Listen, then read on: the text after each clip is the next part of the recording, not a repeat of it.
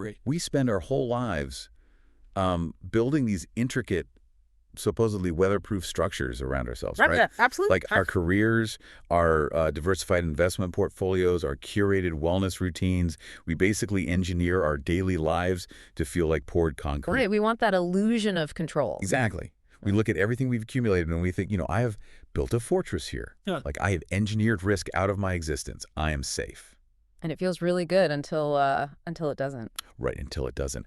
And today we are looking through a stack of theological commentaries, historical analyses, and literal translations centered on one incredibly intense ancient text. It's Isaiah 15, known as the Oracle Concerning Moab. Which is a heavy one. It really is. And I want to set the stage for you listening, because the mission of this deep dive is to show how this ancient account of destruction is actually, it's a profound manual for the modern world. Yeah, it serves as a blueprint, really, for how to handle sudden, unavoidable collapse. It examines human nature, like how people respond when everything they thought was permanent just changes overnight. Right. The sources we're analyzing here, they don't just recount a historical military defeat. They document the psychological and spiritual unraveling of a whole society that placed its ultimate trust in its own wealth and geographic security. And to really understand the shock of this text, we need to understand what Moab actually was. Yeah. Because the opening of Isaiah 15, it hits the reader with this chronological gut punch. It really does. It says, because in the night, Ar of Moab is laid waste and brought to silence. Because in the night, Kir of Moab is laid waste and brought to silence.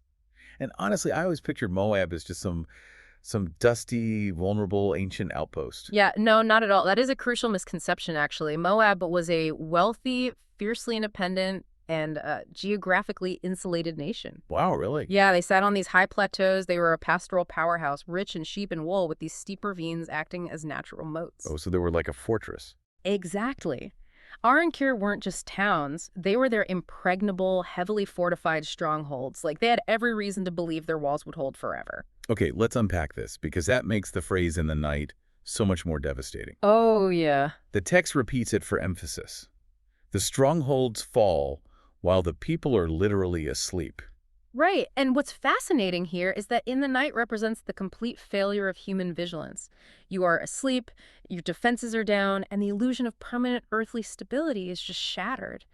Our brains crave pattern recognition, right? So we assume that because the ground hasn't shaken in a decade, it is permanently solid. We see that today all the time. Yeah. When you go to bed and the market is stable, your lab results are clear, your family is safe. Yeah. Then you wake up to a sudden financial crash or an unexpected layoff, now maybe a terminal diagnosis. The cognitive dissonance is just staggering, because yesterday's reality no longer exists. The sources emphasize that security depending solely on external circumstances isn't real security. It is merely a temporary reprieve. Like, if your internal peace requires your bank account to stay full and your health to remain flawless, you are always one night away from total devastation. Wow, that's sobering. It is. The fall of Ar and Kir is a stark warning that the external fortress will eventually fail. The real question the text poses is what happens to your spiritual foundation when it does. So they wake up, they realize the walls have fallen, and the impregnable cities are reduced to silence. But human nature doesn't just sit there and accept a collapsed fortress, right? No, definitely not. The immediate instinct, then and now, is to try and salvage the furniture, I guess. Yeah, exactly. The text describes this massive panicked exodus. It says they become fugitives fleeing to Zoar to Luith, raising a cry of destruction on the way to Horonaim. Right, and to put that ancient geography into perspective, Zoar and Luith were not just neighboring suburbs. Oh, they weren't? No, these were remote, high-altitude ascents and distant outposts. Zoar was situated at the very southern tip of the Dead Sea. The people of Moab are running to the absolute fringes of civilization in sheer panic. And they aren't just running for their lives, right? Because verse 7 specifically points out what they're carrying. Yeah, this is key. It says, therefore the abundance they have gotten, and that which they have laid up, shall they carry away to the brook of the willows. Right, they are dragging the totality of their acquired wealth to the literal border of their territory, the river, hoping they can cross over and just save their status. See, I'm struggling with this part of the commentary, though. How so? Well, the historical analysis seems to almost shame them for taking their wealth to the river. But honestly, if a wildfire is coming from my neighborhood, I am absolutely grabbing my fireproof safe, my hard drives, and my emergency cache. Sure. Yeah, that makes sense. It just seems incredibly harsh for an ancient text to condemn basic biological survival instincts. Wait, isn't it completely natural to grab your savings and run? Am I missing a cultural context here? Like, why is grabbing the savings account a spiritual failure? That's a great question. Escaping a literal fire is practical, of course. But the theological commentaries make a sharp distinction between seeking physical safety and attempting to fund an internal escape. Internal escape. Yes, the Yeah. collapse happening to Moab isn't merely a localized military skirmish, right? It represents a fundamental dismantling of their entire reality. They aren't just carrying a survival kit. Right. The abundance they have gotten refers to their national treasure, their pride, their whole identity. They are dragging heavy gold and resources to the edge of the desert, somehow believing that if they just retain their wealth, they haven't truly lost their power. Oh, I see. They think the money will insulate them from the existential crisis. Exactly. And it's worse than that, actually. They are actively slowing themselves down to preserve an illusion. Changing your physical location doesn't alter the systemic collapse of your world. Wow, yeah. Movement is not the same as progress. Running to the border of Zoar with your gold doesn't mean you've escaped the reckoning. It just means you are now experiencing the reckoning in Zoar, but with heavier luggage. That is such a vivid image, experiencing the reckoning with heavier luggage. And their wealth is completely useless against this specific type of disaster anyway. Completely useless. Like you can't bribe an invading army that only wants destruction. Just like you can't bribe an MRI machine today. Right. The mechanism of this is purely psychological. Losing the physical safety net forces a spiritual reckoning by stripping the ego. Mm-hmm. As long as we have our abundance, our minds maintain the illusion of control. We think I can buy my way out of this grief. I can fund a distraction. I can hire the best fixers. Yeah, we always think there's a workaround. Exactly.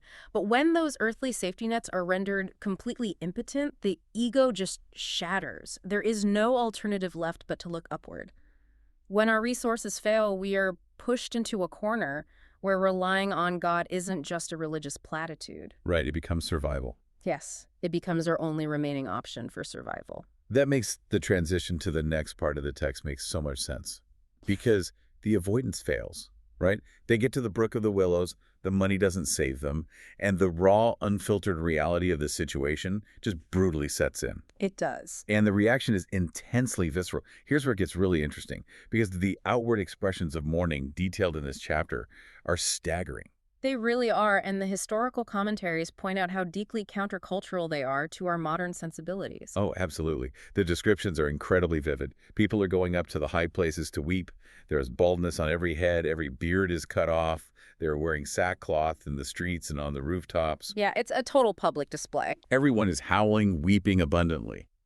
The text even specifically highlights that the armed soldiers of Moab, the toughest, most guarded elite men in the nation, are crying out in grievous pain. Their souls tremble. Let's contextualize those physical acts, though, because in the ancient Near East, the beard was a profound symbol of honor, masculinity, and societal standing. So cutting it off is a big deal. A huge deal. To cut off the beard and shave the head wasn't just a sign of being sared, it was a public surrender of identity. It was a physical declaration that the person you were yesterday no longer exists. Oh, wow. And the sackcloth. Sackcloth was made of coarse goat's hair. It was intentionally uncomfortable. The physical discomfort on the outside was meant to mirror the agonizing discomfort on the inside. Man, I think about how modern humans handle internal stress, and it's a direct parallel. Even if we aren't putting on literal goat's hair, Oh, yeah, we definitely still feel it. Suppressing reality is it's like trying to hold the fully inflated beach ball underwater. You can use all your strength to force it down, pretending everything is fine for the people around you. Right. But the hydrostatic pressure is relentless. Eventually, your arms give out, and the reality shoots to the surface and explodes violently. That hydrostatic pressure is exactly what the ancient Moabites are releasing. The modern equivalent might manifest as extreme unexplained fatigue, a sudden immune system crash, or aggressive behavioral changes. Yeah, your body keeps score. It does. Yeah. Suppressing legitimate grief requires an immense amount of biological and emotional energy. And what strikes me is The text doesn't offer a shred of modern polished positivity. Nobody in Isaiah 15 is saying, well, look on the bright side, at least we have our health, or, everything happened for a reason. No, definitely not, because that kind of positivity is fundamentally toxic to spiritual growth. Hmm. The commentaries emphasize that God does not ask us to ignore our pain. In fact, acknowledging what actually happened is a prerequisite for a relationship with Him. You cannot process a loss you refuse to name. Wow, you cannot process a loss you refuse to name. That's powerful. Yeah, and grief is not presented here as a lack of faith. Bringing that raw, screaming, unfiltered grief to the high places is the act of faith. Right. It is the creature crying out to the Creator saying, "My walls have fallen, I am at the end of myself, and I have nothing left to hide behind." And the environment completely mirrors that internal desolation, too. Hmm? Like, the text describes the waters of Nimrim becoming desolate, the hay withering, the grass failing. There is no green thing left. Yeah, Nimrim was known for its lush oasis. It was the lifeblood of the region's agriculture. So for that to dry up, Right, for those waters to dry up indicates an ecological and systemic collapse that perfectly reflects the societal one. It underscores that there is no geographical pocket of safety left to retreat to. The destruction is absolute. and the scale of it is what really strikes me as we move through the text. It isn't just one person crying on a rooftop. The geographical spread of this grief is massive. Huge, yeah. The cry goes round about the borders of Moab. The howling reaches all the way to Eglaim and Beer Elim.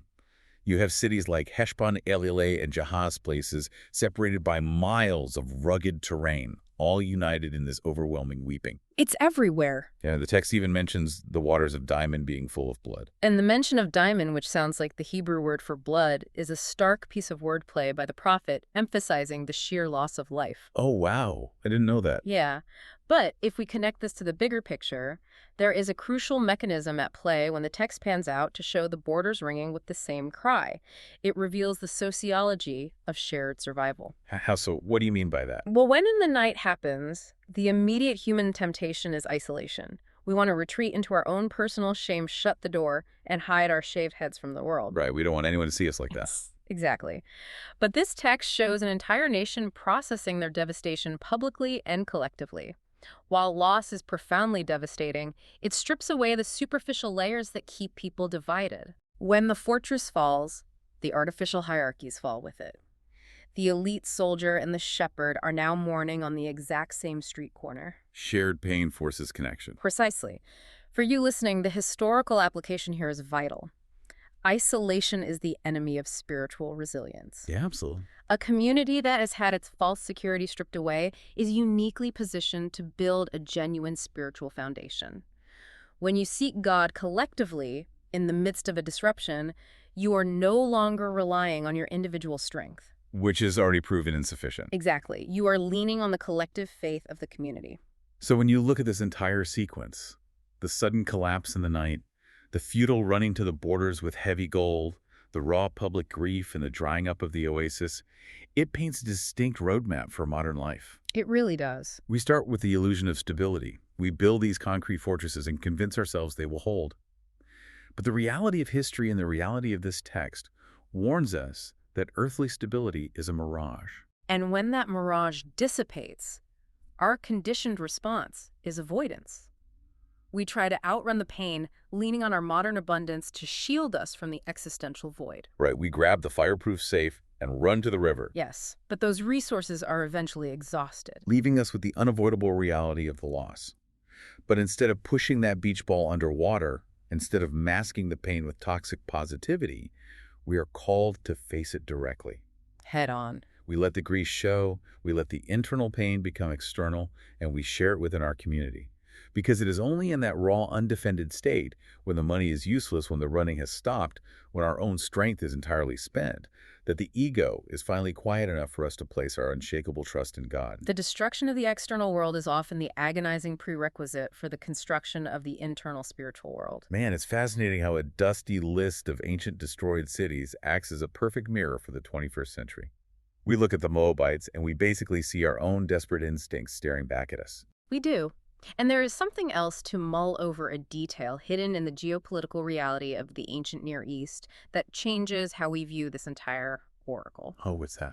Moab was not an isolated island. They were surrounded by rival nations, by enemies, and by allies.